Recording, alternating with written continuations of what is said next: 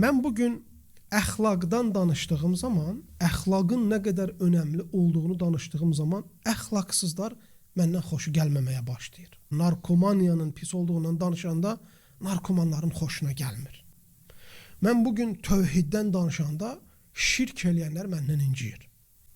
Mən bugün əhl-i sünnənin əqidəsini təbliğ eləyəndə əhl-i sünnə olmayan hər kəsin xatırına dəyir. Və bunun nəticələrindən biri də qardaşım, bugün mən əhl-i sünnəni təbliğ eləyərkən xavariclərin, təkfirçilərin xoşuna gəlmir.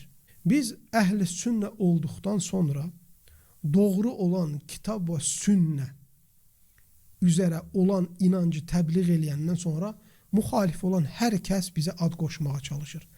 İnan deyirəm, bax, səmimiyyətimlə deyirəm, elə bu çərçivədən mənə təkfirçi deyənlər də var. Təkfirçi damğasını vuranlar da var. Kimlərdir bunu eləyənlər? Elə murciyələrin özləri. Veysel İxvandır.